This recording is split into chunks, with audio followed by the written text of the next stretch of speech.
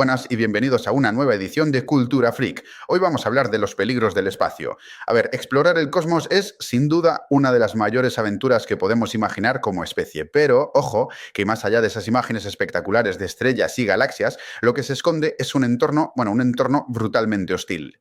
Estamos todos soñando con volver a la Luna, ¿verdad? Y no solo para una visita rápida, sino para quedarnos, para montar bases permanentes y desde ahí dar el que sería el gran salto, llegar a Marte.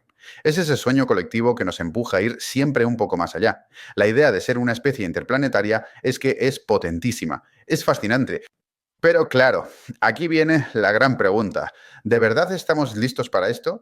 Porque el espacio no es que sea un lugar muy amigable, que digamos, es un vacío implacable que pone a prueba absolutamente todo, nuestra tecnología y lo que es más importante, nuestra propia biología. Vamos, que el cosmos es básicamente uno de los peores sitios a los que te puedes ir de vacaciones. Vale, vamos a meternos de lleno en el tema. Un astronauta no se enfrenta a un único peligro, que va, se enfrenta a un cóctel de amenazas, todas a la vez. Estamos hablando de cosas como la radiación, la falta de gravedad, el aislamiento más extremo que te puedas imaginar y todo eso a millones de kilómetros de casa. Así que si os parece, vamos a ir desgranando cada uno de estos riesgos. Pues empecemos por lo más básico, el entorno en sí. El espacio es un lugar de extremos, pero de extremos absolutos. Nada que ver con lo que conocemos aquí en la Tierra, por muy extremo que nos parezca. Mira, una de las primeras cosas que te matarían si sales sin protección es la temperatura, así de simple. Aquí tenemos la atmósfera que nos hace de termostato, pero ahí fuera, nada. La diferencia entre que te dé el sol y estar a la sombra es abismal. Para que nos hagamos una idea, un lado de la nave puede estar achicharrándose a más de 120 grados, mientras que el otro, el que está en la sombra, se congela a 160 grados bajo cero. Una locura. Y luego está esa amenaza invisible, pero que no para nunca, la radiación cósmica galáctica. Imaginaos partículas con una energía brutal, que vienen de supernovas que explotaron a saber dónde, viajando casi a la velocidad de la luz. Son como balas de cañón microscópicas, tan potentes que atraviesan el metal de la nave y, por supuesto, nuestras células. Para ponerlo en perspectiva, en un solo viaje a Marte, un astronauta se tragaría una dosis de radiación cientos de veces mayor que la que recibimos aquí en la Tierra en todo un año. Es un bombardeo constante, sin tregua. Y por si esto no fuera suficiente, resulta que nuestro propio Sol también nos la puede jugar. Hablamos de los eventos de partículas solares. Básicamente son llamaradas explosiones gigantes y repentinas de radiación. Lo peor es que son impredecibles y en cuestión de minutos pueden soltar una cantidad de radiación que un astronauta tardaría meses en acumular. Que te pille una de estas tormentas en medio de un paseo espacial, bueno, mejor ni pensarlo. Sería el fin. Vale, ya hemos visto el panorama exterior. Ahora vamos a lo que de verdad importa. ¿Cómo afecta todo esto a nuestro cuerpo? Porque una cosa son los peligros que hay fuera y otra muy distinta es ver cómo nuestro organismo sencillamente empieza a desmontarse cuando lo sacas de su sitio. Las agencias espaciales, de cara a una misión a Marte, tienen una lista de riesgos que son prioritarios. Y ojo, que no estamos hablando de tonterías, de un mareo o un resfriado. Hablamos de un riesgo altísimo de cáncer por la radiación, de problemas serios de visión, de daños en el cerebro, incluso de los problemas que causa una nutrición que no es la ideal durante un viaje que dura años. Es que, sin gravedad, el cuerpo literalmente empieza a desmantelarse. Los huesos pierden calcio a un ritmo que es como tener una osteoporosis súper acelerada. Los músculos, sobre todo los de las piernas y la espalda, los que usamos para estar de pie, se atrofian que da gusto. Luego el corazón y los vasos sanguíneos se vuelven vagos, los líquidos se van todos para la cabeza, por eso se les ve la cara hinchada, y por si fuera poco, el sistema inmunitario se debilita y hasta un simple corte tarda mucho más en curar. Un desastre, vamos. Y si volvemos a la radiación de la que hablábamos antes, sus efectos a largo plazo son sencillamente devastadores. Para empezar, el riesgo de desarrollar cáncer a lo largo de la vida se dispara. Además, puede dañar el sistema nervioso central, afectando a la memoria, a la capacidad de pensar con claridad. También aumenta muchísimo el riesgo de cataratas y de enfermedades del corazón. Es un ataque a todo el sistema. Hay una cita de un estudio que lo resume de una forma que, la verdad, pone los pelos de punta. Dice que la exposición a esta radiación altera los tejidos de una forma muy parecida al envejecimiento.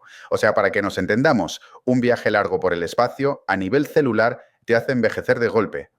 Es un precio altísimo, ¿no? Pero esperad, que no todo es físico. Los peligros no acaban en el cuerpo.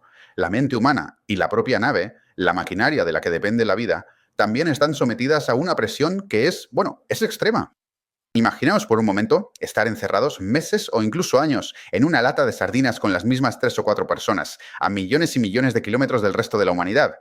Ese aislamiento, ese confinamiento, sumado al estrés de un trabajo en el que el más mínimo error te cuesta la vida, pues es la receta perfecta para la ansiedad, la depresión y, por supuesto, para que salten chispas y haya conflictos muy serios entre la tripulación. Y por si la mente no tuviera ya bastante, está la parte logística. Un trocito de basura espacial del tamaño de una canica te puede hacer un agujero en la nave y adiós muy buenas, porque viaja a velocidades de locura. Los recursos son los que son. Si se estropea la máquina que recicla el agua o el aire, se acabó, no hay un plan B. Y súmale que en un viaje a Marte, cualquier mensaje que mandes a la Tierra tarda hasta 20 minutos en llegar y otros 20 en la respuesta. O sea que si hay una emergencia, estás solo. No hay ayuda en tiempo real. Bueno, después de este panorama tan desolador, la pregunta es obvia, ¿no? ¿Qué estamos haciendo para solucionar todo esto? Porque está claro, sobrevivir en el espacio es una lucha constante. Y aquí es donde entran a jugar la ciencia y la ingeniería a tope.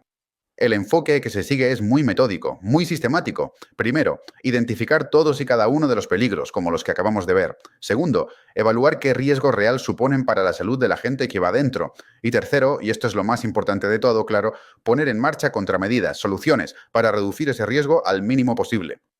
A ver, para la radiación, la primera línea de defensa es el blindaje, el escudo. Por un lado está el blindaje pasivo, que es básicamente poner capas de material como polietileno o incluso usar la propia Tierra de la Luna o de Marte, lo que llaman regolito, para que las partículas choquen ahí y no lleguen a los astronautas.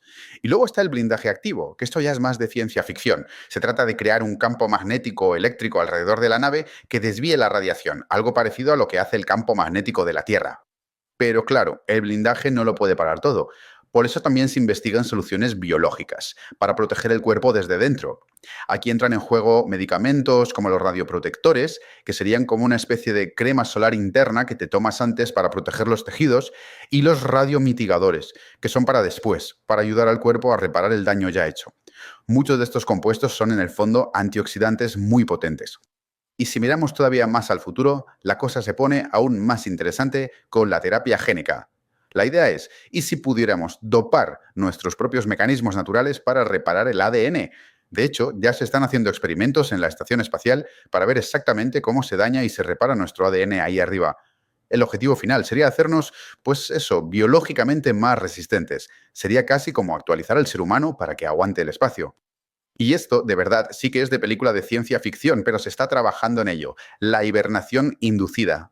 La idea es poner a los astronautas en un estado de letargo, de torpor, para que su metabolismo baje al mínimo. La NASA, la ESA, todas las grandes agencias lo están estudiando muy en serio. Y es que la ventaja es doble. Por un lado, se ahorraría una barbaridad en comida, agua, oxígeno, y por otro, que es increíble, los estudios demuestran que en ese estado el cuerpo es mucho más resistente a la radiación. Es una solución casi perfecta. Así que después de este repaso a esta, bueno, a esta letanía de peligros mortales que nos esperan ahí fuera, la pregunta final es inevitable. Con todo esto sobre la mesa, ¿merece la pena el riesgo? Ese impulso que tenemos de explorar, de saber más, de ir más allá, ¿justifica que nos enfrentemos a un entorno que parece diseñado literalmente para acabar con nosotros? Esa quizás es la pregunta más importante que nos queda por responder.